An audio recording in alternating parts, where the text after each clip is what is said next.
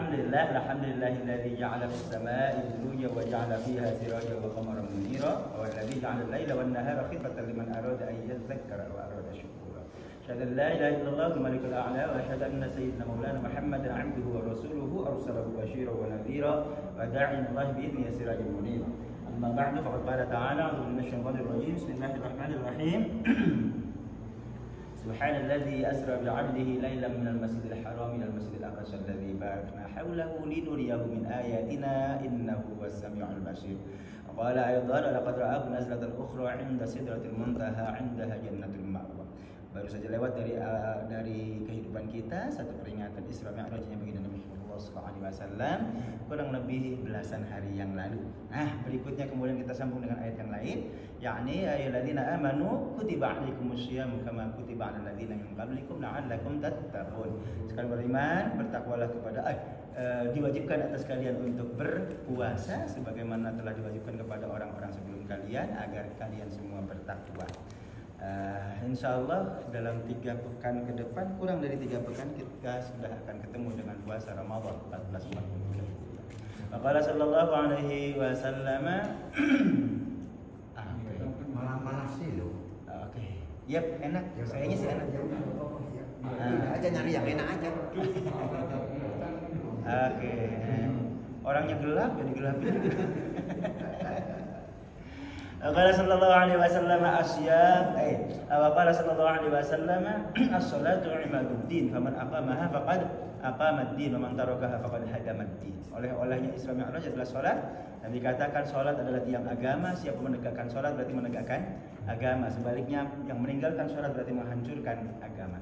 Awwalu ma yuhasabu bil 'abdi yaumil qiyamah as-shalah. Yang paling awal dihisab di hari kiamat adalah salat. Wa qala aydan man qama ramadhana aw wa man shoma ramadhana imanan wa ihtisaban ghufira lahu ma taqaddama min dhanbi. Siapa yang menegakkan qiyamul lail pada malam Ramadan, hadis lain menyatakan siapa yang berpuasa di bulan Ramadan imanan wa ihtisaban, iman dan ihtisab berharap kepada Allah Subhanahu wa taala semata, ghufira lahu ma taqaddama min dhanbi, maka Allah ampuni segala dosanya yang telah lalu. Kama qala sadaqallahul azim wa sadaqa rasuluhu habibul karim wa inna syahidina syakirin walhamdulillahirabbil alamin. Bapak Ibu, alhamdulillah malam hari ini kita ketemu lagi melanjutkan pelajaran kita membahas kitabnya UAS Ustaz Abdul Somad, yakni 37 masalah populer, yang hari ini kita sudah masuk bagian baru ya, baru masuk bagian yang mana ya Pak kemarin? Adalah isbah. Masih ingat? Ikhtilaf dan mazhab, bid'ah 2, memahami ayat dan hadis mutasyabihat 3, beramal dengan hadis dhaif 4. Kemudian yang kelima isbah. Ini materi yang kelima yang sudah kita bahas. Isbah masih ingat?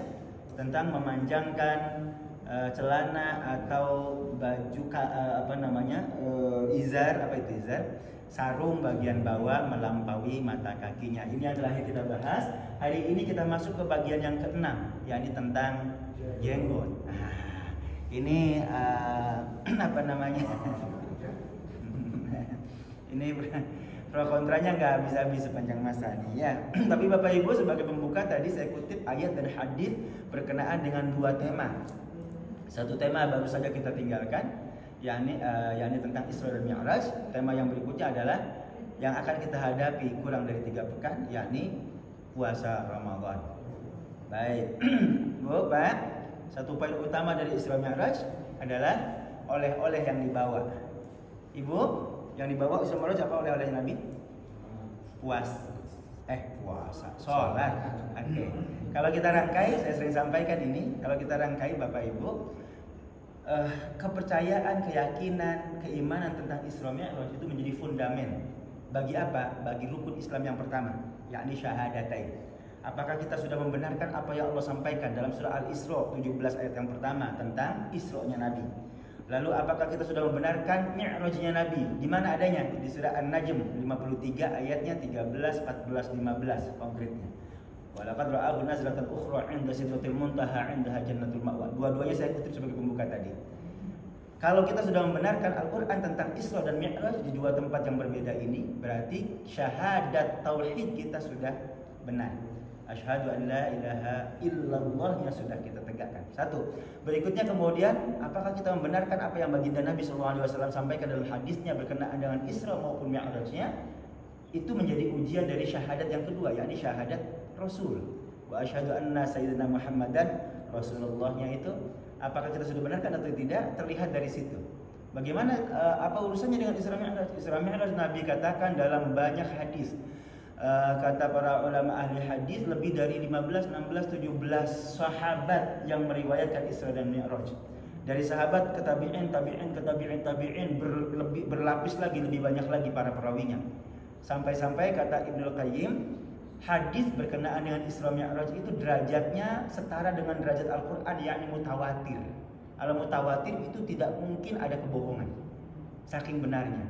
Kalau kita sudah membenarkan apa yang Nabi katakan dalam yang Nabi sampaikan mengisahkan tentang Isra Mi'rajnya itu, berarti kita sudah membenarkan syahadat yang kedua, yakni syahadat Rasul. Wa asyhadu anna Muhammadan Rasulullah. Nah, itu kuncinya di situ. Berarti iman kepada Isra dan Mi'raj itu fundamen dari rukun Islam kita yang 5. Yang pertama yakni adalah syahadat. Kalau sudah meyakini dua-duanya berarti syahadat kita sudah lulus. Satu. Oleh-oleh yang dibawa oleh Isra Mi'raj adalah sholat, bagian yang kedua, yakni rukun Islam yang kedua. Nyambung Pak ya? Satu bulan kemudian ketemu dengan puasa Ramadan, rukun Islam yang ketiga. Sepanjang Ramadan sampai dengan akhir Ramadan 1 Syawal, kita punya kewajiban yang menjadi rukun Islam yang keempat sekurang-kurangnya, yakni membayar zakat fitri. Bu ya? Halo? Sampai dengan akhir Ramadan 1 Syawal ada zakat fitri, rukun Islam yang keempat. 2 bulan kemudian adalah Idul Adha, ibadah haji, rukun Islam yang kelima penyempurna. Oke, kalau begitu penting banget kita mengimani Isra dan Mi'raj karena dia adalah pernyataan tegas atas syahadatain kita yang menjadi fundamen bagi sholat, puasa, zakat, haji. Kalau syahadatnya nggak beres, kalau tidak meyakini Allah, nggak mungkin orang sholat, ya kan? Kalau nggak meyakini Allah, nggak mungkin puasa, nggak mungkin. Kalau nggak mengikuti baginda Rasulullah, nggak mungkin zakat, nggak mungkin sholat, nggak mungkin haji. Bapak rahmatullah, ini pentingnya iman kepada mengimani Isra dan Mi'raj, begitu menjadi fundamen dari rukun Islam kita yang 5. Dan mudah-mudahan kalau kita sudah meyakini kebenarannya dengan keyakinan yang lurus, insya Allah kemudian itu menjadi menjadi ciri, menjadi sekaligus adalah wujud nyata dari rukun Islam, tegaknya rukun Islamnya kita yang 5 ya. Dan insya Allah menuntun kita untuk selamat ya, karena as-silmu dan as-salam. Islam itu adalah pasrah diri kepada Allah dan assalam membawa kedamaian. Insya Allah kalau sudah asil wassalam, kemudian kita akan selamat insya Allah dunia maupun akhiratnya. Amin ya Allah rabbal alamin. Ala hadini aku diniyatan salihah hadat Nabi Mustafa sallallahu alaihi wasallam. Al-Fatihah. A'udzu billahi minasy syaithanir rajim. Bismillahirrahmanirrahim. Alhamdulillahi rabbil alamin. Arrahmanir rahim. Maliki yaumiddin. إياك نعبد وإياك نستعين اهدنا الصراط المستقيم صراط الذين أنعمت عليهم غير المغضوب عليهم ولا الضالين آمين. Bismillahirrahmanirrahim. Baik, hari ini kita masuk bagian yang ke-6, yakni tentang jenggot. Oke, halamannya halaman berapa? Let's see. Halaman jenggot halaman ke-96. Oke.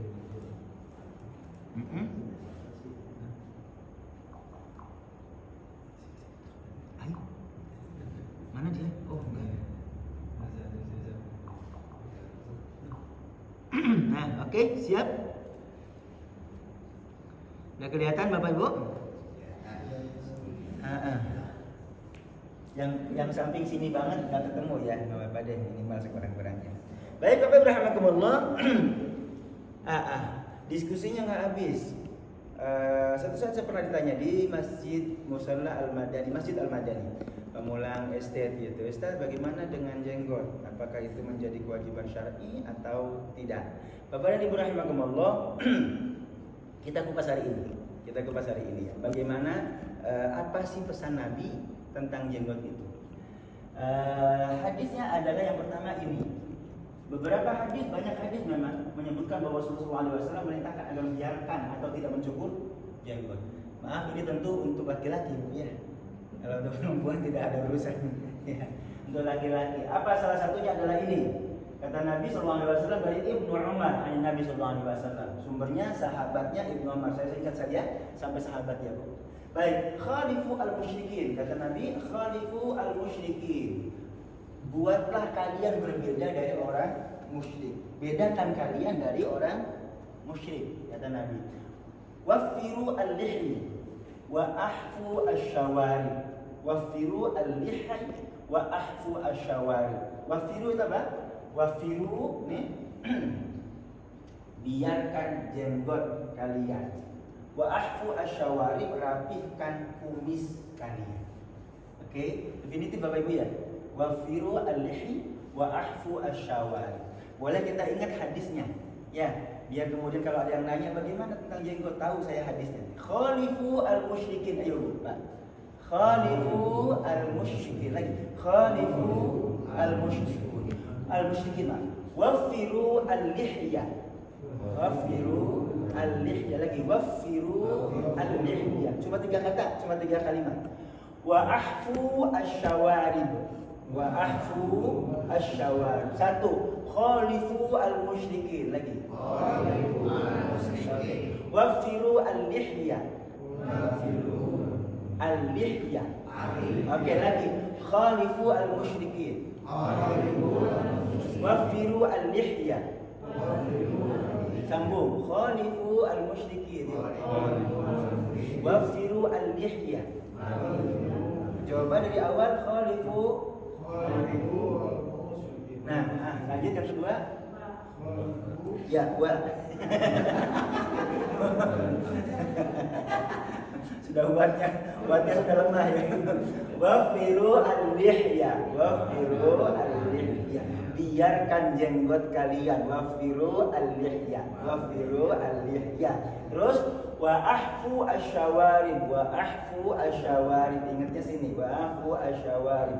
Khalifu al-musyrikin. Biarkan kalian berbeda dari orang musyrik. Waffiru al-lihya. Biarkan jenggot kalian. Wa ahfu asy-syawarib. Wa ahfu asy-syawarib. Rapihkan kumis kalian. Redaksionalnya seperti itu. Ya. Yang di situ. Yang mana? Ini tasdid kecil-kecil. Kurang gede. Oke. Oke, oh ada alasan tadi kalau kekecilan ya mau nggak kebaca. Sekarang berarti udah bisa kebaca, bisa lebih cepat apa atau hafal ya. Oke, jadi khalifu al-musyrikin. Ayo. Waffiru al-lihya. Al-lihya wa ahfu asy-syawarib. Oke, al-alnya saya pisah. Baca hadis, ya baca hadis beda sama baca Quran. Yang pakai tajwid banget itu baca Al-Quran. Apa tujuannya? Karena tujuannya kalau kalimat bukan Al-Quran, kalau bukan Al-Quran, yang kita poin utamanya adalah mengerti maknanya. Ya, khaliful musyrikin boleh begitu. Itu cara baca Al-Quran. Wafirul lihya misalnya. Wa ahfus syawarib boleh saja begitu ya. Ya, kalau untuk menunjukkan makna kata per kata itu dipisah-pisah. Khalifu al pakai al-musyrikin. Wafiru al wa ahfu asy-syawarib. Bedakan kalian dari orang musyrik, biarkan jenggot kalian, rapikan kumis kalian. Baik, Bapak berahmatullahi, ini hadisnya. Hadisnya sahih enggak? Sahih sudah pasti. Benar ini dari Nabi sallallahu alaihi wasallam. Riwayatnya dari mana? Sebentar.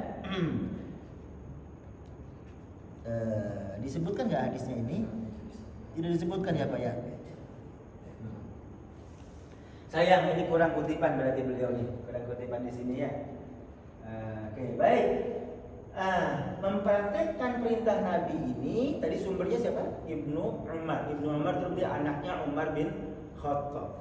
Mengamalkan hadis ini, Umar bin Khattab kalau haji diceritakan di sini, ketika ibadah haji, Ibnu Umar, nggak apa-apa, Ibnu Umar ambil jenggotnya, halo, jenggotnya dipegang, lebih dari genggaman dipotong.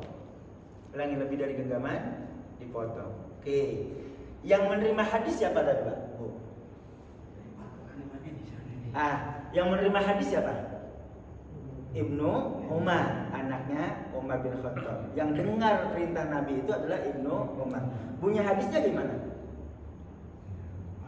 Biarkan jenggot kalian, rapikan kumis kalian. Biarkan jenggot kalian. Tapi Ibnu Umar sendiri memotong jenggotnya, meskipun yang lebih dari genggaman. Oke, siap. Itu memotong jenggotnya, Ibnu Umar memotong jenggotnya itu berbeda nggak dengan perintah awalnya Nabi? Biarkan jenggot kalian. Kok motong dia? Berbeda. Beda kan? Oke. Mestinya kalau biarkan ya sudah, biarkan awut-awutan. Sepanjang-panjangnya biarin aja rontok-rontok sendiri gitu ya. Betul kan Bu ya, Pak? Oke. Tapi Ibnu Umar sendiri yang menerima hadis ternyata memahami hadis ini tidak saklek. Tidak tekstualnya begitu, bunyi redaksi hadisnya biarkan jenggot kalian kemudian awut-awutan, enggak. Memotongnya. Berarti Ibnu Umar paham yang dimaksud oleh Nabi bukan berarti boleh awut-awutan. Udah biarkan sepanjang-panjangnya, nggak usah dipotong seumur-umur. Enggak, bukan begitu. Karena apa? Karena awalnya adalah kalimatnya kholifu al-musyrikin. Bedakanlah diri kalian, penampakan fisik kalian dari orang musyrik. Orang musyrik biasa kebalikannya. Kebalikannya apa? Miara kumis, memotong jenggot. Oke. Nah, kata Nabi, kalian harus berbeda dari orang musyrik. Musyrik siapa itu, Bu? Kafir Quraisy gitu. Gimana caranya? Identitas ini politik identitas. Kalau orang musyrik membiarkan kumis, memanjangkan kumis, orang Islam cukur kumisnya, biarkan jenggotnya. Kebalikannya. Sebab apa? Sebab sama-sama pakai gamis, Bapak Ibu. Sekarang kok politik identitas dikritik. Nah, itu dia. Nanti kita lihat konteksnya, konteks hukumnya ya, Pak ya. Oke, kita paham nih latar belakangnya. Latar belakangnya adalah politik identitas. Oke. Ya, latar belakangnya politik identitas. Kalau begitu, apakah ini menjadi kewajiban syar'i atau tidak? Itu kemudian ulama memahaminya berbeda. Karena tahu latar belakangnya, kholifu al-musyrikin, bedakanlah diri kalian, penampakan fisik kalian dari orang musyrik. Oh, berarti ini bukan kewajiban syariat, tapi hanya menunjukkan identitas. Tadi saya sampaikan apa sebabnya? Sebab nggak ada bedanya kalau sama-sama memanjangkan kumis, sama-sama mencukur jenggot, orang nggak tahu ini muslim atau bukan, Pak ya? Karena sama-sama pakai gamis. Ya, Abu Hurairah pakai gamis, Abu Bakar pakai gamis, Abu Jahal juga pakai gamis, Abu Lahab juga pakai gamis. Gimana bedainnya? Ini muslim atau bukan ya? Bingung kita kan? Kalau di Indonesia barangkali bedanya kelihatan. Ibu pakai jilbab, tetangga nggak pakai jilbab, kelihatan oh yang ini non gitu ya. Nah, kalau kita ibadah misalnya rapi seperti ini penampilannya begitu ya. Mereka kalau ibadah beda kan, pakai pakaiannya. Oh kelihatan gitu kan. Itu identitas. Kalau sama-sama orang Arabnya kan bingung. Sama-sama pakai gamis, yang perempuan sama-sama pakai abaya, blong hitam semua. Oke, gimana cara bedainnya? Untuk yang laki-laki penampilan fisiknya adalah ini, jenggot dan kumis. Balikin, orang musyrik memelihara kumis, orang Islam potong kumis piara jenggot. Oke. Baik, rahimahullah. Bukan saklek harus tadi memanjangkan sepanjang-panjangnya, tapi diatur. Sampai-sampai orang yang menerima hadis ini, yang mendengar langsung perintah Nabi, Ibnu Umar, berani memotong jenggotnya setelah melebihi genggamannya. Mungkin Umar tahu bahwa Nabi senang dengan keindahan. Ya kalau dibiarkan kan nggak indah kan? Ya betul. Salah satunya betul itu. Nanti ada hadis yang berikutnya. Kenapa Umar begitu, Ibnu Umar begitu? Nanti ada hadisnya yang kedua. Hadis yang keduanya adalah yang dimaksud jangan potong jenggot kalian, itu pangkalnya. Ibnu Umar tahu hadis berikutnya. Yang apa namanya identitas tadi itu jangan potong pangkalnya, jadi bukan dikerok. Kalau digunting melampaui genggaman silahkan. Yang dilarang itu, yang dianjurkan oleh Nabi jangan dikerok dari dasar. Oke, tidak apa ya? Baik, itu nanti dihubungkan dua hadis. Ya, karena Ibnu Umar memahami dua hadis itu, maka kemudian Ibnu Umar bisa berani memotong jenggotnya yang melebihi genggaman. Baik, bagaimana pendapat ulama tentang itu? Ulama mazhab Syafi'i berpendapat bahwa makna perintah di atas hanya bersifat anjuran, bukan wajib. Oleh sebab itu mencukur jenggot hanya dikatakan makruh. Ya, wa yukrahu nasfuha ay al-lihya awwala tulu'iha itharan lil murudah wa husnis surah. Tadi yang Bapak sebutkan ini di sini ada. Ya, mereka ulama Syafi'iyah memakruhkan motong lihya jenggot awwala tulu'iha, yang dimakruhkan kalau dikerok dari ujung, dari dasar, gitu ya. Apa alasannya? Alasannya seperti yang Pak Abu tadi sampaikan, yakni itharan lil murudah wa husnis surah. Untuk apa tuh? Penampilan. Husnis surah, penampilan yang bagus. Oke, laki-laki nggak berjenggot gitu, kayaknya nggak pantas deh. Ya. Tentu itu kan terkait dengan budaya ya Pak ya, terkait dengan budaya masyarakat setempat. Itu konteksnya Arab. Mungkin berbeda dengan konteks zaman yang lain atau peradaban yang lain. Di sini di Indonesia kalau jenggotnya awut-awutan gitu malah dihina orang. Ya. Makanya ini kontekstual. Baik, maaf bukan hadis ya. Berarti pendapatnya ulama Syafi'iyah. Ini yang dimaksud adalah awwalatulu'iha, yang tidak diperkenankan atau yang tidak dianjurkan adalah memangkas dari pangkalnya, yang ngerok jenggotnya. Baik, masih panjang ini kita bahas sedikit-sedikit langsung ulama Imam Ar-Ramli. Kata Imam Ar-Ramli gimana? Makruh mencabut jenggot dan seterusnya. Makruh. Kenapa makruh sekarang pertanyaannya? Bapak Ibu, saya mulai dari yang paling dasar dulu. Perintah al-aslu fil amri lil wujub. Kaidah usul fikihnya adalah al-aslu fil amri lil wujub. Perintah itu pada awalnya bermakna wajib. Kalau ada perintah, makna konotasinya wajib. Tapi illa ma dalla dalil ala khilafihi, kecuali kalau kemudian ada korena, ada dalil yang menunjukkan bukan kewajibannya. Ya, baik, itu makna yang paling awal. Kapan dia menjadi pasti wajib? Ini ada perintah, pasti wajib. Kapan itu? Ada dalilnya, ada korenahnya, ada clue-nya. Apa itu? Clue-nya adalah kalau ada ancaman setelahnya. Ulangi, kalau ada ancaman setelahnya. Sholatlah kalian, kalau kalian tidak sholat misalnya bakar di neraka. Oh, sholat wajib. Oke, ada ancaman di belakangnya. Sekarang pertanyaannya, ada ancaman nggak? Siapa yang mencukur jenggotnya masuk neraka? Ada? Tidak ada. Ketika tidak ada, maka perintah ini tidak bisa dipastikan wajib. Kemungkinannya adalah sunnah saja.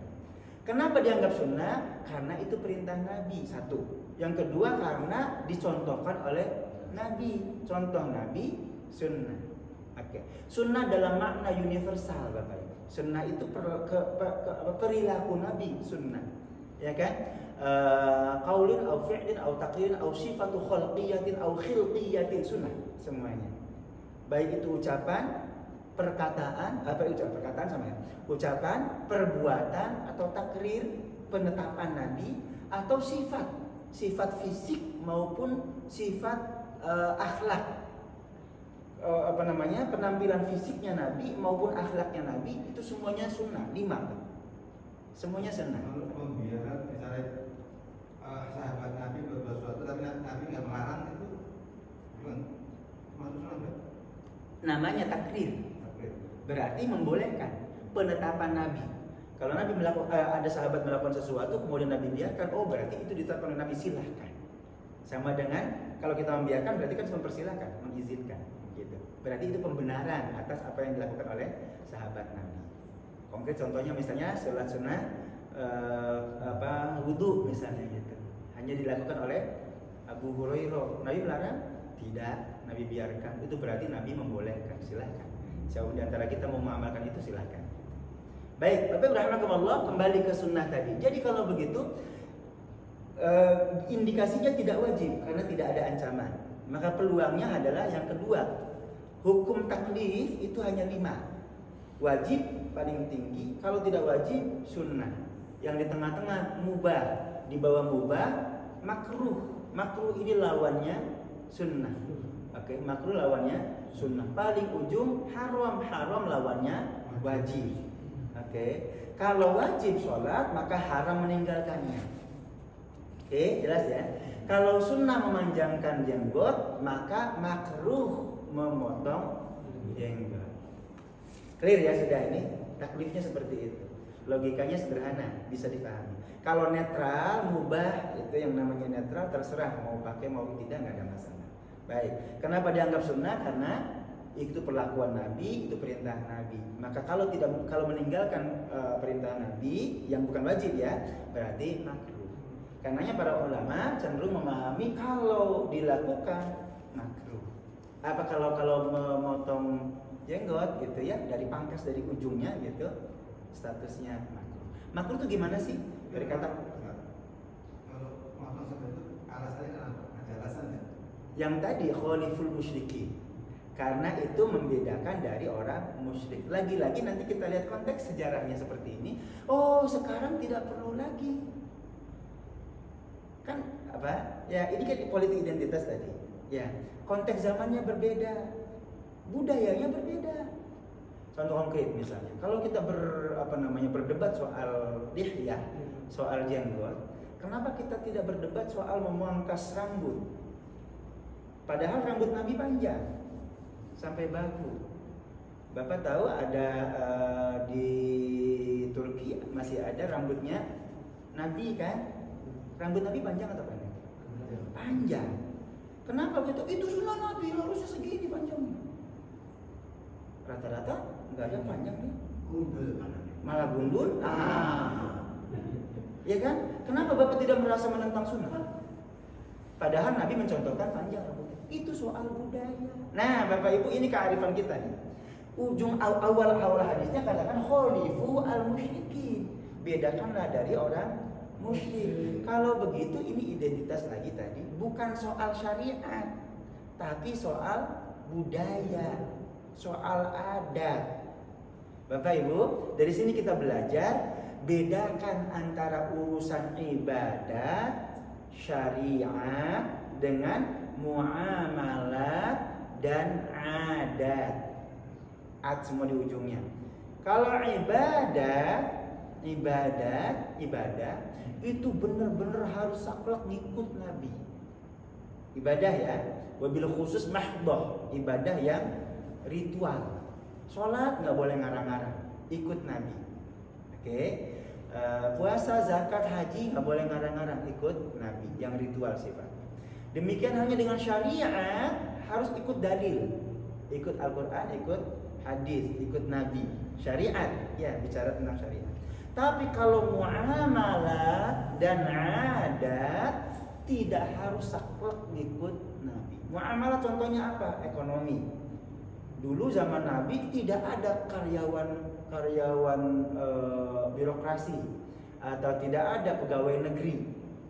Lalu sekarang zaman Nabi tidak ada pegawai negeri, itu bid'ah, sesat, neraka, gajinya haram. Oh kan repot kalau begitu Pak.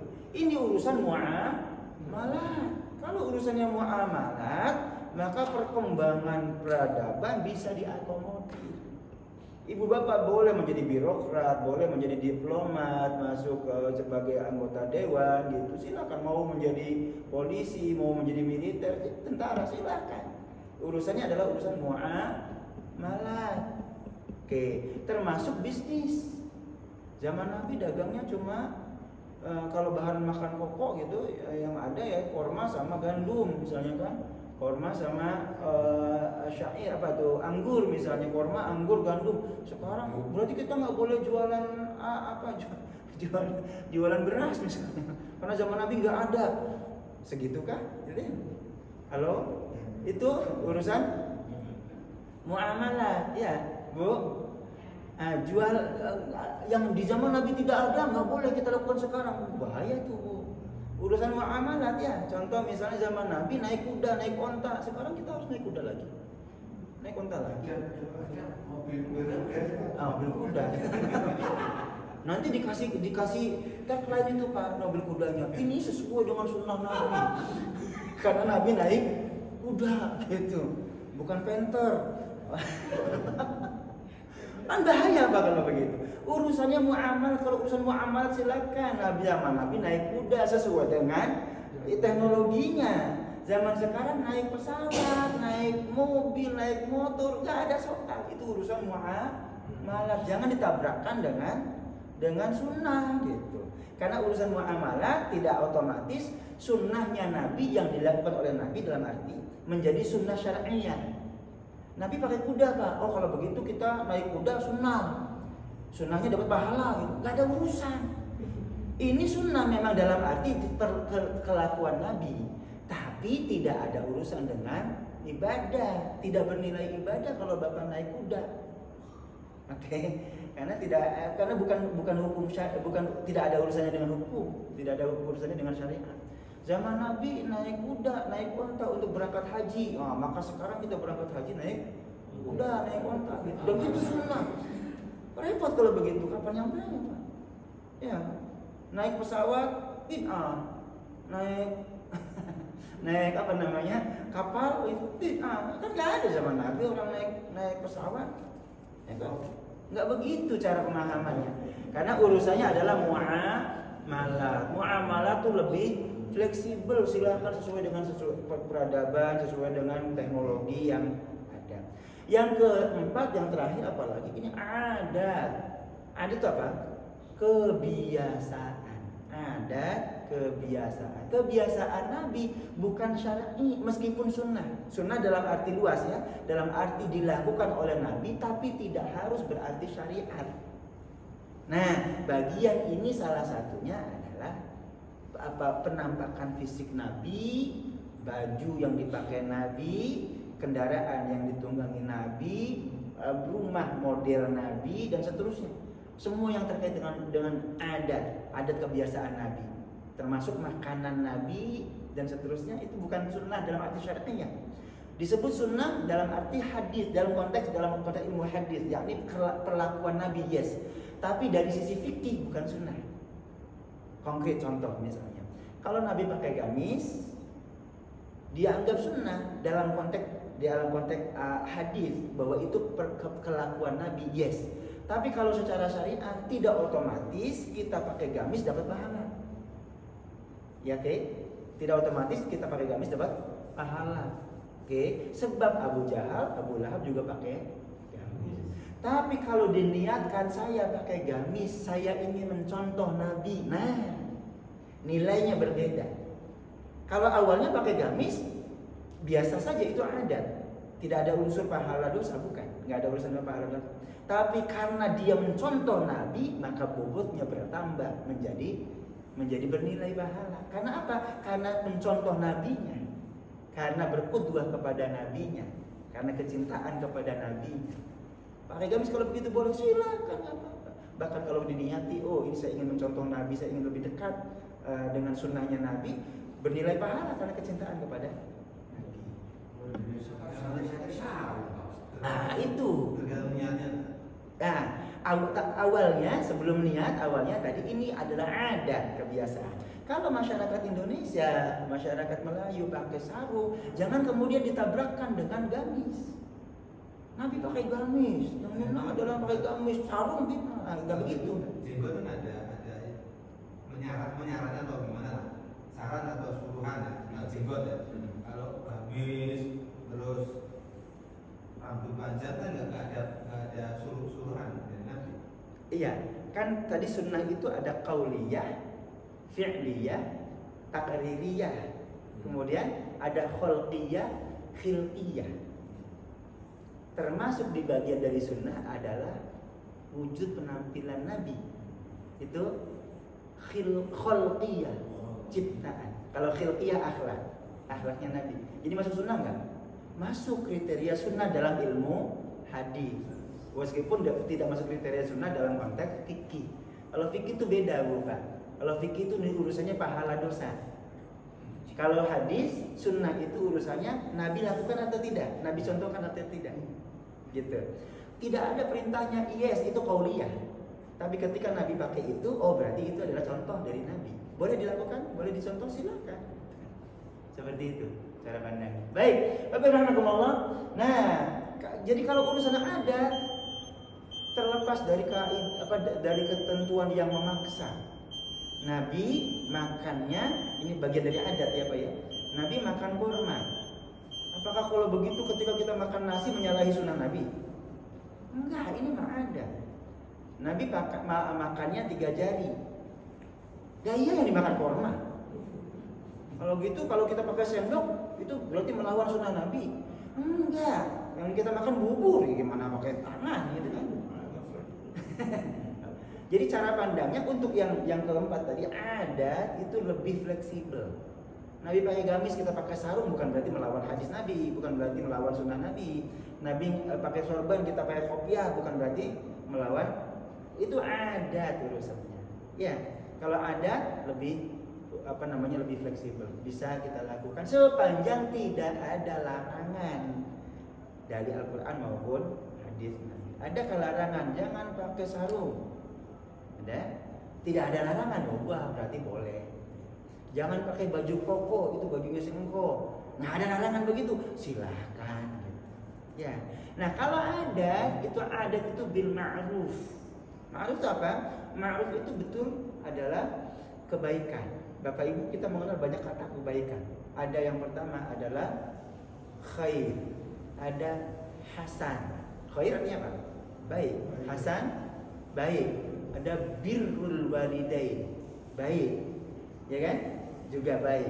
Ada ma'ruf, wa ashiruhunna bil ma'ruf, juga artinya baik. Tapi ternyata bobotnya beda nih. Ada banyak yang lain. Bobotnya beda. Ma'ruf itu dikata arafah. Arafah artinya apa? Tahu, mengenal. Arafah. Ka'arif billah, berarti mengenal, tahu. Dari kata arafah berarti yang dimaksud adalah kebaikan yang dikenal. Kebaikan yang dikenal. Perintah Al-Quran misalnya wa'ashiruhunna bil ma'ruf, pergaulilah istrimu dengan baik. Baik sesuai dengan adat kebiasaan masyarakatnya, sesuai dengan level sosialnya, sesuai dengan kondisi zamannya. Itu ma'ruf. Halo. Jadi ketika memilih kata saja, redaksi saja, Al-Quran itu penuh perhitungan. Ma'ruf itu kebaikan yang dikenal, berarti kontekstual dengan zamannya. Ya, baik. Bapak rahmatullah, ini bagian paling awal tentang apa tadi? Lihyah ya, tentang jenggot. Baik. Karena ini adalah identitas, berarti bagian apa kira-kira? Apakah dia ibadat atau syariat atau muamalat atau adat? Gimana Pak Bu? Apakah masuk ibadah? Tidak. Masuk syariat? Tidak. Muamalah? Tidak. Muamalah itu ada interaksi antara sosial ekonomi gitu ya. Yang keempat, adat. Yes, kalau adat berarti boleh nggak kita motong? Boleh. Oke. Apalagi kalau itu menjadi kewajiban. Bapak masuk anggota Polri, masuk anggota TNI misalnya, pelontos semua habis. Iya nggak boleh melawan. Kalau kita ini sunnah Nabi, udah diusir dulu. Ya kalau begitu kontekstual saja, gitu kontekstual saja. Kayak saya jenggotnya cuma 5 biji gitu. Dipanjangin malah jadi. Iya misalnya apa ya? Kayak kambing kacang kan jadinya kan gitu. Ketika lewat nggak ada persoalan gitu. Jangan kemudian menganggap kalau saya potong jenggot kemudian jadi dianggap melawan sunnah Nabi. Begini cara berpikir yang tepat untuk konteks adat kebiasaan masyarakat setempat. Baik, tapi rahmatullah ini penjelasannya. Baik, beliau di buku ini kemudian mengutip bukan pandangan pribadinya, tapi mengutip pandangan para ulama. Ya, ada Imam Al-Ghazali, ada Syekhul Islam Ibnu Hajar, Syekhul Islam Al-Ghazali ya, kemudian Ibnu Hajar, Ar-Ramli, Imam Al-Khatib, sampai dengan paling tinggi makruh. Kenapa makruh? Makruh itu arti harfiahnya dari benci, dari kata karoha. Oke, makruhun maf'ulun wazannya berarti dibenci. Dibenci dalam arti dimurkai. Tidak dalam arti dimurkai, tidak selalu dalam arti dimurkai. Tapi kenapa disebut makruh? Karena berbeda dengan sunnah. Tadi kan ada wajib lawannya haram, sunnah lawannya makruh. Karena awalnya sunnah berarti kalau tidak dilakukan makruh. Kalau berbeda dengan yang disunahkan berarti makruh. Seperti itu Pak. Tidak otomatis dibenci, dalam arti dimurkai, dalam arti kemudian lebih dekat kepada dosa. Ada maknanya, ada istilahnya, ada makruh tanzih, ada makruh tahrim. Ada makruh yang lebih dekat kepada pembolehan, netral. Ada makruh lebih dekat kepada keharaman. Contoh makruh yang lain adalah contoh Bapak Ibu kita semua barangkali ya, apalagi orang Sunda, orang Jawa gitu, senang jengkol sama pete gitu ya. Itu paling gampang anehnya, ngilangin baunya gampang. Ya, bau jengkol gampang ngilanginnya. Makan pete. Itu kan makruh ya. Makruh bukan berarti dibenci sama Allah, bukan. Itu makruhnya ketanzih gitu. Karena kan selera ya. Nah, kecuali ketika kemudian berimplikasi jelek kepada orang lain. Bapak habis makan jengkol kencing di sini. Ngabreng-ngabreng itu. Orang terganggu. Nah, lain bukan karena jengkolnya. Tapi karena mengganggu orangnya. Itu perbuatan tidak menyenangkan, kena pasal. Gitu loh kan. Bukan karena jengkolnya, tapi karena berimplikasi keburukannya kepada orang lain. Gitu ya. Sampai-sampai Nabi bilang, kalau kalian habis makan bawang jangan deket-deket musola. Segitunya Pak, karena nggak mau terganggu baunya. Orang lain jangan sampai kemudian terganggu oleh baunya. Bahkan Nabi juga pernah katakan, kalau kalian makan daging unta, jangan deket-deket. Coba daging unta juga juga. Iya kan? Nah, apa sebab? Ada unsur mengganggu orangnya. Bukan karena daging untanya haram, bukan. Bukan karena apa tadi bawangnya yang haram, bukan. Mengganggu orangnya itu, jangan sampai mengganggu orang. Gitu. Ya. Ada masalah kayak daging kambing itu, rat dan meremus. Tergantung orang yang motong atau yang masak. Tergantung bumbu. Orang-orang kadang bilang kambing meremus, padahal selama ini saya nggak pernah meremus. Iya. Yes, baik. Jadi poinnya adalah cara pandangnya bukan pada barangnya, tapi implikasinya. Monggo. Kalau perbuatan kita, apa yang kita makan, apa yang kita pakai mengganggu orang lain, yang dipersoalkan adalah mengganggu orang lain, bukan karena apa yang kita makan, apa yang kita pakai. Baik, rahmatullah, ini pendapat para ulama. Inna halqal lihyah makruha hatta min ar-rujul wa laysa harama. Tidak haram. Ini pendapatnya para ulama masyhur ya, Al-Ghazali, Syekhul Islam, Ibnu Taimiyah, berarti Syekhul Islam ini, ada Ibnu Hajar dan yang lainnya. Enggak sampai makruh, enggak sampai haram dan seterusnya. Qadhi'iyah itu mazhab Syafi'iyah tadi ya. Di atasnya, di bawahnya adalah mazhabnya Imam Malik bin Anas.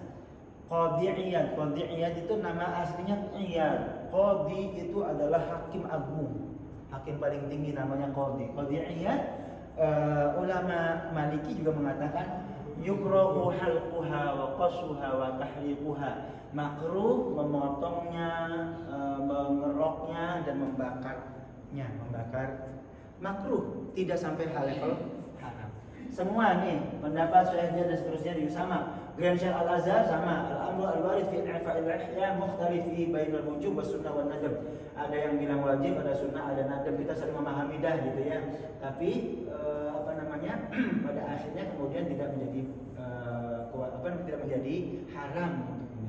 Baik, ada yang bagian paling akhirnya saya kira menarik ini. Oke. Ya, ini kesimpulan beliau nih. Para ulama berpendapat berdasarkan metode ini. Para ulama bersikap keras dalam hal pemakaian topi dan memakai dasi. Mereka menyatakan bahwa siapa yang melakukan itu berarti kafir. Nah, ini bukan seperti itu. Pendapat Syekh Ali Jum'ah mufti Mesir ya. Jika hal ini terkait dengan kebiasaan dan tradisi, maka itu menjadi indikasi yang mengalihkan makna perintah dari wajib kepada anjuran. Jenggot itu termasuk kebiasaan dan tradisi. Para fuqaha menganjurkan banyak hal, padahal dalam nasnya secara jelas dalam bentuk perintah, karena berkaitan dengan kebiasaan dan tradisi. Nasnya Al-Qurannya maupun hadisnya perintah kalimat regasinya. Tapi para ulama memahaminya itu konteksnya adalah tradisi adat, tadi saya bilang adat begitu, maka dia paling tinggi menjadi sunnah saja, meninggalkannya menjadi makruh saja. Ghayyiru asyai wa tashabbu bil yahud, ubahlah uban, janganlah kamu menyamakan diri dengan orang-orang Yahudi. Ini juga nih beda nih. Nyabut uban Nabi tidak anjurkan, tapi mengubah warna uban boleh. Cuma ada catatan selain warna hitam. Karenanya kemudian ada yang memberi warna, kasih warna. Ada tuh.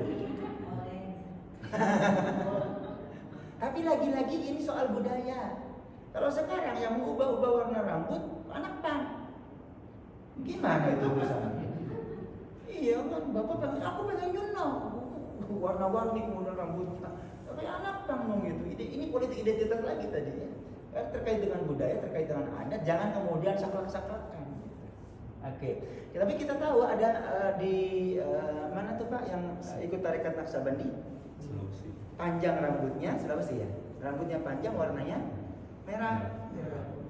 Nah, beliau katakan ini ikut sunnah Nabi. Yang dilihat adalah saklak redaksinya. Memang begitu Nabi bilang, ubahlah uban kalian, jangan biarkan kayak orang Yahudi. Orang Yahudi putih-putih rambutnya gitu, ubannya dibiarkan. Kalian ubah warna rambut kalian, tapi jangan hitam, ya kan?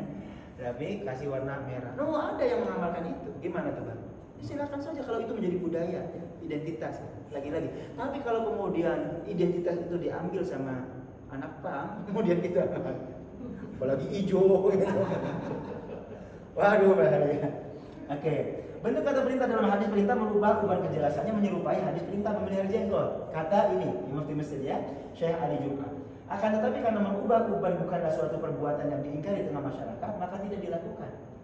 Karena merubah uban bukanlah sesuatu perbuatan yang diingkari di tengah masyarakat, maka tidak dilakukan. Para ahli fikih berpendapat bahwa merubah uban itu hukumnya dianjurkan. Mereka tidak mengatakan diwajibkan. Sama dengan jenggot tadi ya, anjuran bukan kewajiban. Mengubah warna uban anjuran bukan kewajiban. Oke, ada sebagian kita sudah mulai ini meninggalkan dunia hitam kan? Boleh Pak, boleh, tapi jangan mirip-mirip anak pang apalagi kemudian. Iya. Ya, yang punya 50 tahun ya Pak. Dari Blutin kilo. Punya 50 tahun nih Pak. Sekarang identitas Yahudinya nggak ada di sini di Indonesia karena nggak ada komunitas Yahudi. Kita salah pengertian Pak. Ada orang ngecat rambut nggak boleh. Ya, oke. Yang tidak boleh itu satu adalah warna hitam, yang jelas definitif. Yang kedua adalah yang menutup pori-pori rambut. Sebagian pilok kita itu menutup pori-pori rambut. Apa masalahnya? Masalahnya adalah nanti ketika mandi junub nggak sah. Karena nggak nembus pori-pori rambut. Ibu-ibu pakai kutek, boleh nggak? Boleh saat karena tidak ada kewajiban sholat. Tapi begitu ada kewajiban sholat, kuteknya harus dihapus karena nggak nembus airnya ke dalam. Gitu. Bapak kalau mau pakai warna rambut, tapi kemudian warna rambutnya misalnya menutup pori-pori, kira-kira bagaimana itu? Kalau tidak junub, kan berarti tidak. Masalahnya kalaupun tidak junub, Bapak wudhu. Wudhu tuh harus nempel ke rambut, pangkal rambut. Kalau ditutup rambutnya pakai, gimana bisa sholat? Jadi urusannya urusan syariah, ketemu urusan syariah, ya ini urusan syariat sholat. Kalau semua tertutup pori-pori rambutnya, berarti nggak sah wudhunya. Kalau tidak sah wudhunya, tidak sah sholat. Kalau begitu kasih warnanya bagaimana? Yang tidak menutup pori-pori rambut. Jangan digundul aja Pak. Ada larangan tuh, hati-hati dulu. Ada loh Pak, karena mirip-mirip Yahudi juga nanti ketemu. Enggak bayar bencong nanti. Hah? Nyerupai bencong. Nyerupai bencong. Nyerupai aja. Ada Pak, ada juga tuh larangan yang menggundul kontos gitu. Karena ngikuti Yahudi. Iya. Ada. Tapi lagi-lagi cara pandang kita tentang hadis seperti ini jangan saklek-saklekan ikuti redaksinya. Konteksnya berbeda zaman dulu Yahudi sama Nasrani sama Muslim berdampingan di Madinah. Komunitas Yahudi disebut minoritas Pak Buya. Tapi jangan dikira kemudian cuma 1-2 gelintir orang, bukan, banyak, sepertiga dari penduduk Madinah. Nah kalau kita di Indonesia, di sini di Reni Jaya misalnya nggak ada komunitas Yahudi. Di Sulawesi Pak Yahudinya. Jadi kalau kita pelontos misalnya nggak mirip-mirip orang Yahudi, enggak ada urusan. Gitu ya. Baik, lanjut nih. Oke, lanjutnya. Para ulama berpendapat berdasarkan materi ini, para ulama bersikap keras dalam hal pemakaian topi dan memakai dasi. Mereka menyatakan bahwa siapa yang melakukan itu berarti kafir. Dulu di zaman saya pesantren pertama awal gitu di Tegal Bubuk ada sempat Pak. Jangankan pakai dasi, saya ikut sekolah formal, sekolah dinas pendidikan gitu, dianggap mengikuti tradisi Nasrani karena sekolah itu dari Belanda kafir, kamu ikut-ikut jangan orang kafir tuh. Man tasyabbaha biqaumin fahuwa minhum. Kalau kamu bertasyabuh kepada orang kafir, kamu berarti bagian dari orang kafir. Saya sampai tergerus, sampai tergoyah hatinya, nggak sekolah, berhenti sekolah 4 tahun. Gara-gara apalagi pakai begitu sekolah pakai dasi. Pakai dasi itu salib tahu. Halo? Haram pakai dasi. Ini cara pandangnya. Hal gini itu orang-orang kebanyakan tradisional suka salah pengertian ini. Sama. Orang sama. Jadi ini Pak antar dua ekstrim dua kubu ya, dua kubu yang sangat ekstrim. Baterai habis ya? Waduh.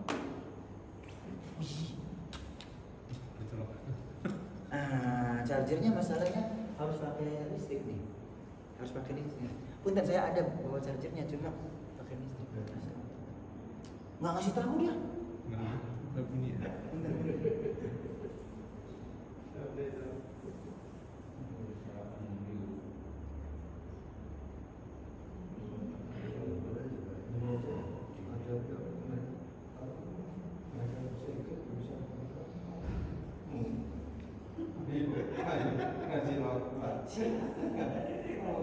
Dia bisa bahasa Inggris. Kira-kira bisa nggak?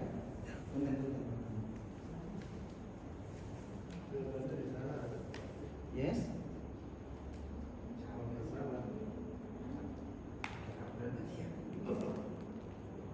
Sampai kira-kira? Sedapatnya. Dapat. Alhamdulillah. Dapat ya? Oke, siap. Baik. Sampai ekstrim dua kubu tadi Pak Buya. Dan kita mengalami itu. Saya dulu mengalami yang ekstrim banget, yang salafiyah pakai ya Pak Buya. Yang mengharamkan sekolah gara-gara peninggalan Belanda, yang mengharamkan pakai dasi gara-gara itu seperti mereka non muslim gitu ya. Bahkan ada unsur salib misalnya gitu bagi pandangan. Nah begitu masuk dunia sekarang modern, kemudian ketemu dengan salafi saklek-saklekan wajib pelihara jenggot karena itu perintah Nabi. Kalau kamu yang punya jenggot jadi haram gitu, saklek-saklekan pakai celana nanti yang kemarin kita isbal gitu ya. Ini perintah Nabi gitu kan, tahtal qadamain fa finnar, yang di bawah mata kaki masuk neraka. Itu kan jelas wajib isbal. Kalau nggak isbal itu melanggar sunnah Nabi. Jadi dari ekstrim kanan ke ekstrim kiri gitu, sama-sama ekstrimnya nih. Kita ini umat yang wasato. Kadzalika ja'alnakum ummatan wasata litakunu syuhada'a 'alan nas wa yakuna rasulu 'alaikum syahida. Kalian diciptakan sebagai umat yang ada di tengah-tengah. Cara berpikirnya tidak seperti itu, tidak mutlak-mutlakan, mutlak haram atau mutlak halal, mutlak wajib, mutlak haram, nggak begitu enggak cara pandangnya. Tapi kontekstual, ya. Kita pahami dulu itu tentang apa, urusannya apa, ibadah, syariah, atau muamalah atau ada. Kalau urusannya ada, enggak begitu cara pandangnya. Tapi hak yang ada kan nggak jelas. Iya betul. Hitam putih nggak jelas. Nah, yang hitam putih tadi adalah soal ibadah. Oke. Kalau muamalah, apakah hitam putih dalam arti kemudian karena Nabi pakai unta harus pakai unta? Nggak begitu kan? Oke. Ada, apalagi ada. Kayak kopiah jadi haram karena Nabi nggak pakai kopiah. Sampai sekarang orang Arab nggak pakai kopiah kan Pak? Ikut siapa kita? Cara pandangnya kalau sakal-sakalkan seperti itu bahaya. Dulu saya pernah ditanya, kamu belum belum bisa bahasa Arab, bahasa Inggris haram gitu. Jadi itu belajar bahasa Inggris itu belajar ikut siapa? Nabi mengajarkan? Enggak. Nanti sekolah jadi haram, Pak. Ya, kenapa kau mau sekolah? Nabi nggak pernah sekolah kok. Emang Nabi pernah sekolah? Zaman Nabi para sahabat itu zaman terbaik. Ada sekolah nggak? Sekolah formal, SD, SMP, SMA, kuliah gitu. Oh, bid'ah, semua kuliah bid'ah jadinya kalau begitu, Pak. Ya? Nggak pintar orang Islam. Nah, maka jangan pendek cara berpikirnya. Ya, jangan tekstualis tapi kontekstual. Zaman Nabi memang tidak ada sekolah, tapi bukan berarti sekolah nggak boleh karena dianggap melanggar tradisi Nabi. Nggak begitu cara pandangnya. Tapi melihatnya secara universal. Apa itu perintah agama untuk belajar? Iqra ayat yang pertama kata pertamanya, ya kan? Akan qul hal yastawil ladzina ya'lamuna wal ladzina, banyak sekali Al-Qur'an berbicara tentang ilmu gitu ya. Ya ta'afala ya tatafakkarun afala tadabbarun dan seterusnya gitu. Itu kan perintah apa tidak langsung atas sekolah gitu. Agar cerdas, agar pintar bagaimana sekolah. Berarti sekolah itu sebenarnya diperintah oleh Al-Quran maupun hadis meskipun tidak secara tekstual. Seperti itu cara pandangnya kira-kira. Baik, Alhamdulillah ini kesimpulan ulamanya. Baik, kita pengen nyambung dengan yang kedua, Pak, biar nambah sedikit. Nah, kalau begitu sampai sana tadi ya, pakai topi, pakai dasi menjadi haram kalau cara berpikir seperti itu. Bukanlah karena perbuatan itu kafir pada zatnya, akan tetapi karena perbuatan itu mengandung makna kekafiran pada masa itu, pada masa lalu ya. Lagi-lagi politik identitas nih, pada masa lalu. Ketika pemakaian dasi sudah menjadi tradisi, tidak seorang pun ulama mengkafirkan orang yang memakainya. Beda ya? Halo? Di masa lalu, bahkan kalau saya tidak salah baca, salah satu karyanya pendiri muassis Nahdlatul Ulama, Kiai Haji Hashim Asy'ari, beliau berpendapat bahwa pakai dasi itu adalah haram. Apa sebab? Sebab lihat konteks zamannya, yang pakai dasi orang Belanda kafir gitu. Nah, ini pandangannya. Ketika pemakaian dasi sudah menjadi tradisi, tidak seorang pun ulama yang mengkafirkan orang memakai. Sekarang pakai dasi, namanya gontor, pakai dasi, Bang. Oke. Jangan pakai dasi. Nah, gitu. Baik. Hukum jenggot pada masa salaf, seluruh penduduk bumi baik yang kafir maupun yang muslim semuanya memanjangkan jenggot. Ya, ini Ali Jum'ani. Tidak ada alasan untuk mencukurnya. Oleh sebab itu ulama berbeda pendapat antara jumhur yang wajib membiarkan jenggot dan mazhab Syafi'i yang mengatakan bahwa membiarkan jenggot itu sunnah, tidak berdosa bagi orang yang mencukurnya. Oleh sebab itu menurut kami pada zaman ini perlu mengamalkan mazhab Syafi'i karena tradisi telah berubah. Tidak wajiban jenggot gitu. Mencukur jenggot itu hukumnya makruh, memelihara jenggot hukumnya sunnah, mendapat pahala bagi yang menjaganya dengan tetap memperhatikan tampilan yang bagus, menjaganya sesuai dengan wajah dan tampilan seorang muslim. Wallahu a'lam bishawab. Ini kesimpulan hukum yang disampaikan oleh Ustaz Abdul Somad. Ya, baik Bapak Ibu rahmatullah, lagi-lagi ini berlaku untuk kaum laki-laki, ibu-ibu sih nggak usah melihara jenggot. Bahaya, saingan sama suaminya nanti. Baik, bagian akhir hari ini yang kita bisa sampaikan, insya Allah beberapa menit lagi kita punya waktu, adalah tentang kesaksian untuk jenazah. Insya Allah masih ngubur waktunya tentang ini. Iya. Bapak Ibu, ketika ada sholat jenazah, biasa ya mentradisi di tengah kita begitu. Sebelum menggotong jenazahnya, kemudian MC pembawa acaranya nanya sama jamaah kan gitu. Ya masyaallah jamaah, hadzal mayit min ahlil khair. Khair, gitu kan khair. Itu dituding oleh tetangga sebelah gitu. Itu enggak ada sunnah nabinya, itu sesat neraka. Nah, hari ini kita belajar tentang jenggot selesai ya. Sekarang tentang ini. Bagaimana itu? Apakah benar ada landasan hukumnya, ada landasan hadisnya? Ternyata ada, Bapak Ibu. Nanti kalau perlu digedein kita gedein ya. Saya ambil maknanya saja, waktunya tidak banyak. Sumbernya dari Anas bin Malik. Siapa tadi? Anas bin Malik. Mereka melewati jenazah, lalu mereka memuji kebaikan jenazah itu. Rasulullah SAW bersabda wajib. Kemudian mereka melewati jenazah lain, mereka mencela. Rasulullah bersabda wajib. Satu saat yaqulu marru bi janazatin fa athnau 'alaiha khairan. Mereka berjalan menemui orang yang menggotong jenazah.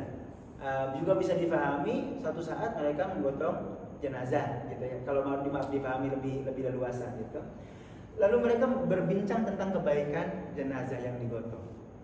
Kalau lihat tekstualnya, ada jenazah lewat gitu, kemudian mereka menceritakan ini fulan bin fulan, oh ahlul khair, bagus banget amalnya, luar biasa, sholatnya rajin, istiqomah di masjidnya, jamaah bersama imamnya gitu, ibadahnya banyak sedekahnya, ini masjid dibangun sama dia, misalnya kayak gitu.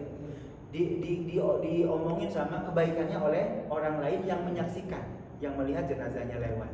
Kata Anas bin Malik. Kemudian apa komentar Nabi? Nabi ada bersama dengan beliau, dengan mereka, dengan para sahabat. Nabi katakan wajib. Oke. Kali yang lain, Anas lagi orang yang menyaksikan. Kali yang lain ada lagi jenazah yang lain lewat, gitu. Mereka menyaksikan. Ini jenazah siapa? Fulan bin Fulan. Wah, dia ayah deh. Ya. Alhamdulillah sekarang udah mati. Ada mayit, kan bahasa kita juga sama ya, ada pembedaan kan, kalau bahasa Jawa apalagi itu ya, ada apa mayit, ada bongko, diobong nih ngerokok. Kalau udah kebangetan durhakanya gitu, orang menyaksikan ini kejahatannya gitu, lalu orang memperguncingkan tentang keburukannya. Nabi katakan apa? Wajabat. Lagi-lagi Nabi katakan wajib. Bagaimana tuh? Umar bin Khattab lalu bertanya kepada Rasulullah, ya Rasulullah, apa yang kau maksudkan itu? Ketika ada jenazah lewat ahlul khair, engkau kemudian orang pada bicara tentang kebaikannya, engkau katakan wajib. Besok lusa ada orang yang lewat, ini jenazah fulan bin fulan, orang jelek gitu, diomongin kejelekannya oleh orang lain, kemudian engkau katakan wajib. Bagaimana kata Nabi? Ini hadza asnaitum alaihi khairan fawajabat lahul jannah. Kalimat nabinya adalah ini. Orang yang engkau saksikan bahwa dia adalah orang yang baik, mana? Hadza asnaitum alaihi, orang yang baik, fawajabat lahul jannah, wajib baginya surga. Wa hadza asnaitum alaihi syarron fawajabat lahun nar. Orang yang kamu sebutkan keburukannya, wajib baginya neraka. Kuncinya di sini. Antum syuhadaullahi fil ardh. Kalian semua adalah saksi-saksi Allah di muka bumi. Oke, nah ini kalimatnya. Persaksian manusia atas manusia yang lainnya. Lalu ini hadisnya dari mana sumbernya Pak? Coba cek. Hadisnya riwayat Imam Al-Bukhari dan Muslim. Waduh, jelas kesahihannya ya, Imam Bukhari dan Imam Muslim sumbernya jelas. Nah, mana tadi?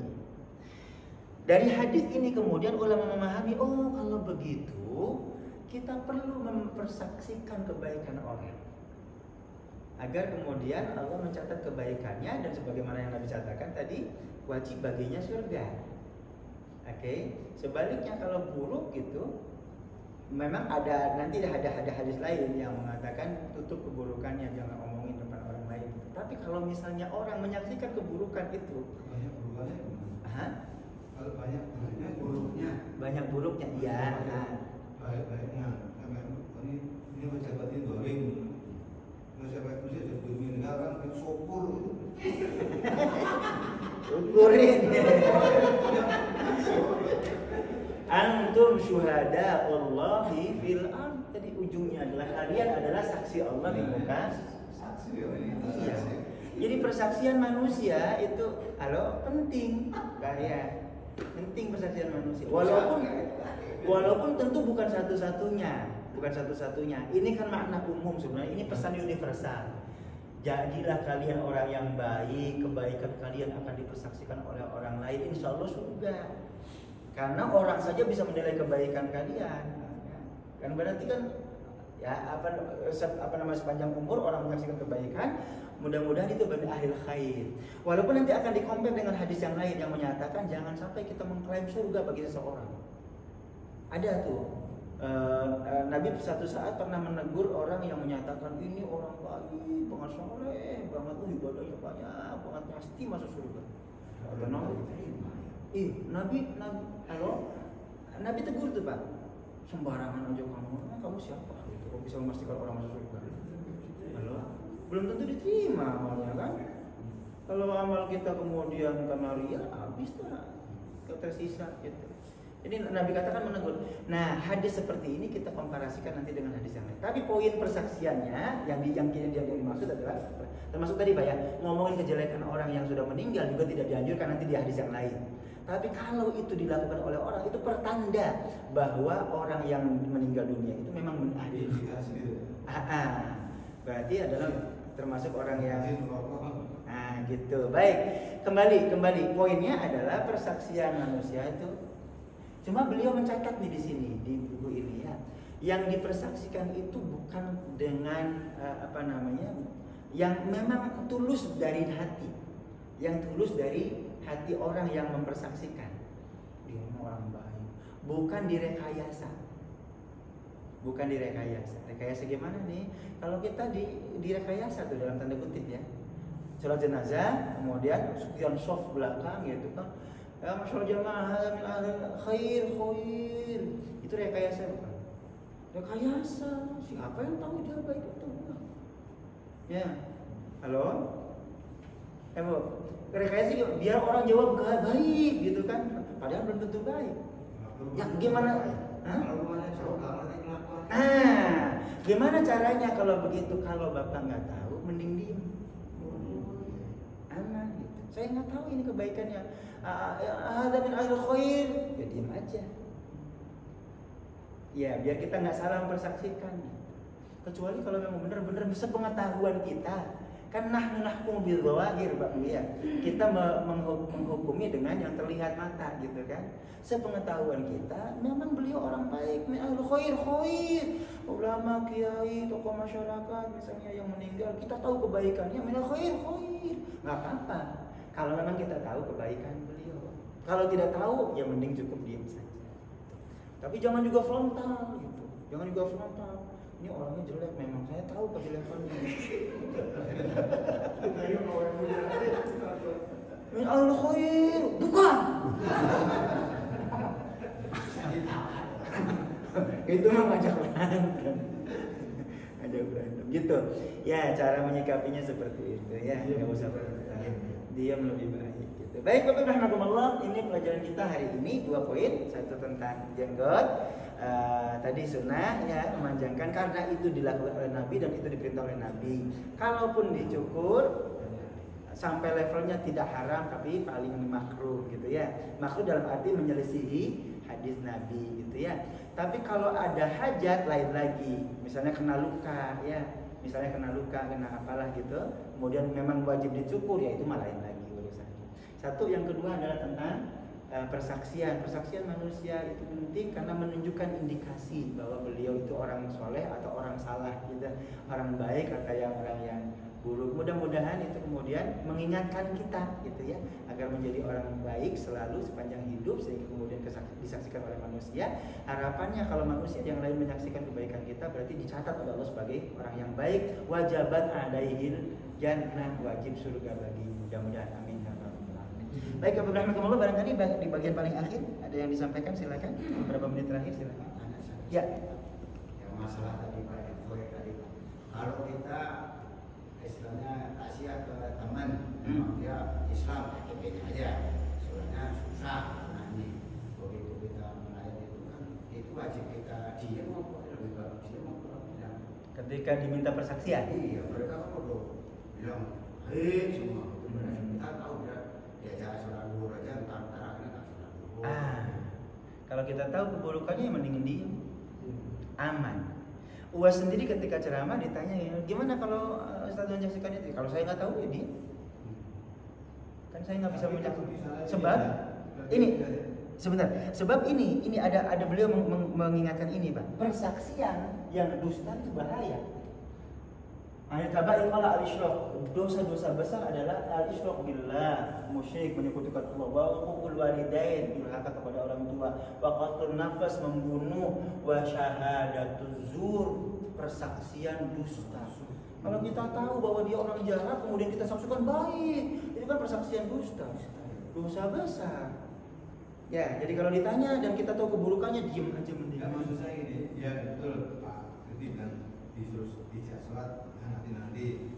Tapi maksudnya di lain dia mungkin buatnya baik, suka bantu orang, itu gimana sholatnya? Jelas pemaknaannya ya, gitu. Iya. Dia mungkin disuruh sholat nanti, tapi dia perbuatannya baik, suka membantu orang atau itu lagi. Walaupun nggak sholat. Iya, walaupun nggak sholat itu. Yang nggak sholat itu nggak baik. Walaupun senang bantu orangnya baik, tapi nggak sholatnya nggak baik kan gitu. Mungkin sholatnya seminggu sekali. Jumat doang nggak baik. Iya, ini kan kalimat umum universal nih. Baik itu universal kan. Secara umum menilainya general, tidak parsial memang gitu ya. Kalau kita menilai ada kebaikannya kok, ya nggak apa-apa silakan. Kalau kita tahu ada kebaikannya yang dimaksud dalam di hati kita gitu.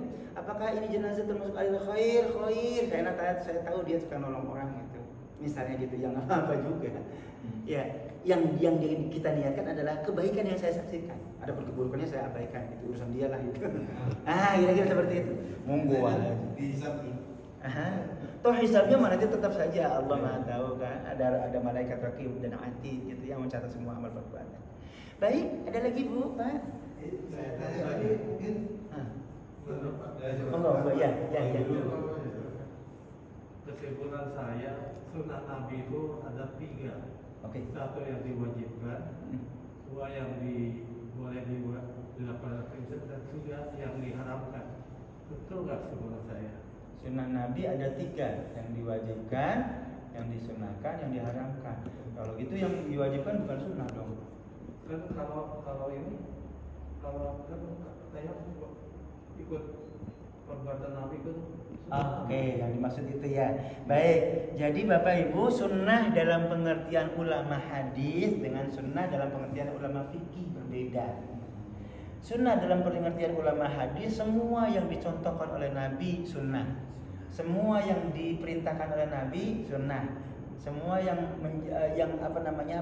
bentuk fisik maupun akhlaknya Nabi itu sunnah. Menurut ahli hadis, ketika Nabi sholat, itu adalah contoh Nabi, sunnah dalam arti seperti ini, dalam arti bukan sunnah hukum ya, bukan. Tapi perilaku Nabi gitu. Adapun sholatnya sendiri wajib. Yang dimaksud sama beliau begitu. Oke. Yang kedua adalah yang benar-benar sunnah. Sunnah Nabi dilakukan oleh Nabi dan hukumnya memang sunnah. 2. Yang ketiga ini yang muskil nih. Sunnah Nabi tapi haram. Memang ada sunnah Nabi yang haram. Oke. Jadi hati-hati tadi beda antara sunnah dalam persepsi ulama hadis dengan persepsi ulama fikih. Kalau ulama fikih sunnah itu bagian dari dari qawaid al-khamsah, dari 5 kaidah umum, yakni wajib, sunnah, mubah, makruh, haram. Oke Pak. Urusannya dosa, pahala itu menurut sunnah dalam persepsi ahli fikih. Ya, urusannya dosa, pahala. Kalau persepsi ulama hadis adalah urusannya dilakukan atau tidak dilakukan oleh Nabi. Kalau dilakukan oleh Nabi atau dicontohkan oleh Nabi itu sunnah. Kalau tidak dilakukan oleh Nabi, tidak dicontohkan oleh Nabi, berarti bukan sunnah. Oke. Tapi tidak ada yang sunnah yang haram. Masa Nabi melakukan sesuatu yang haram? Ya, untuk kitanya. Untuk kitanya. Kalau di mafhum mukhalafahnya, kebalikannya misalnya gitu. Ada perilaku Nabi yang wajib. Ketika kita meninggalkan itu berarti haram. Tapi kan tidak bisa disebut sunnahnya Nabi tapi haram. Untuk kita itu ya, untuk kita. Nanti urusannya taklif tadi di fikih ya, haram itu adanya di fikih gitu. Kalau Nabi lakukan misalnya tadi Nabi sholat fardu, kemudian kita meninggalkan sholat fardu, bukan berarti sunnahnya Nabi, karena Nabi tidak lakukan itu. Oke, tapi melawan sunnahnya Nabi karena itu kemudian menjadi haram. Gitu. Melawan perilaku Nabi yang wajib hukumnya. Ulangi biar gak salah tafsir nih. Melawan sunnahnya Nabi yang wajib hukumnya secara syariat, secara fikih, berarti seperti itu maksudnya ya, Pak ya. Baik, alhamdulillah. Baik, Abu. Tapi ini mungkin tidak ada satu konten, tapi ada di orang di soal apa perintah Allah kan syahadat, sholat, puasa, zakat, haji ya. Dari zakat ya, soal zakat. Zakat yang diperintahkan yang wajib kan zakat fitrah. Zakat? Zakat fitrah. Oke. Nah, yang lain kan apa? Sedekah, tapi yang diperintahkan zakatnya wajib. Nah itu kalau misalnya ada seorang perempuan dia hamil, yang umur sudah lebih dari 4 bulan, itu si jagon bayi itu dia kan? Baik, yang pertama saya kira perlu kita luruskan dulu zakat. Ya zakat itu bukan hanya fitri yang wajib zakat. Bu, Bapak zakat fitrah atau zakat fitri? Gitu deh. Sebenarnya yang benar itu kalimatnya redaksinya zakat fitri. Itu karena sudah. Karena udah terbiasa lah jangnya saja ya. Fitrah itu suci, fitrah kembali ke kullu mauludin yuladu al fitrah gitu ya. Setiap yang terlahir dalam kondisi suci itu fitrah. Kalau fitri, zakat fitri itu bukan zakat fitrah. Kalau zakat fitrah pengertiannya kita bayar zakat kemudian jadi suci. Oke. Tapi kalau zakat fitri itu beda dari kata fatoro. Fatoro itu apa Bapak? Fatoro itu artinya adalah membuka mulut untuk makan pagi lagi. Namanya zakat fitri. Kita membayar zakat karena besok kita sudah nggak puasa lagi. Idul fitrah atau idul fitri? Idul fitri artinya bagaimana? Kembali suci atau kembali berbuka? Kembali berbuka. Artinya sarapan pagi lagi. Bukan kembali suci, salah pengertian tuh kita. Iya. Idul Fitri kembali suci, kembali kepada kesucian. Oh, enak. Karena sudah kembali suci, besoknya dosa lagi. Iya. Padahal kembali buka, artinya kembali membuka mulut sarapan pagi lagi. Iya, bahaya nih pengertiannya. Okay. Nah, yang Pak Haji Abu tadi sampaikan, yang wajib zakat itu kan zakat fitri. Enggak cuma fitri, tapi juga zakat mal juga wajib. Ya. Al-Qur'an menyebutkan zakat itu dalam arti redaksi yang digunakan oleh Al-Qur'an untuk zakat mal itu adalah sedekah. Sedekah itu makna awalnya sedekah benar. Orang yang benarkan agama mau yang bayar zakatnya, termasuk zakat hartanya. Misalnya khudz min amwalihim shadaqatan tutahhiruhum wa tuzakkihim biha. Ambil dari harta mereka zakatnya. Sedekahnya di situ bukan sedekah sunnah, tapi sedekah wajib yakni zakat. Nanti dibagi lagi tuh, ada sedekah sunnah, ada sedekah wajib. Sedekah wajib namanya zakat, sedekah sunnah namanya infak gitu. Nah, itu kan bagian mampu ya. Kalau yang dia udah nggak mampu, kalau nggak mampu kan orang zakat fitri ya, gitu ya. Dia diberi, tapi juga dia wajib fitri juga kan. Ya? Betul. Saya dia dikasih malam dapat banyak. Dan juga wajib zakat juga. Yes, tapi yang zakat yang lain dia kalau nggak punya apa-apa nggak wajib. Yes, betul. Ya, maksudnya Betul. Tapi bukan berarti zakat malnya nggak wajib. Iya. Zakat mal tetap wajib bagi yang mampu. Nah, gitu. Ada keterangan, nanti khawatirnya salah penafsiran. Oke. Nah, berkenaan dengan zakat fitrinya tadi, apakah yang sudah umur 4 bulan wajib dizakati? Kalau kita merujuk kepada hadisnya kan yang lahir 1 Syawal. Ya kan? Kalau belum lahir sudah hidup memang tapi masih dalam perut gimana? Apakah wajib? Yang menemui umur hidup di pada saat 1 Syawal yang wajib. Nah, kalau begitu yang lahir misalnya jam 1 pagi 1 Syawal. Jam 6 udah meninggal lagi.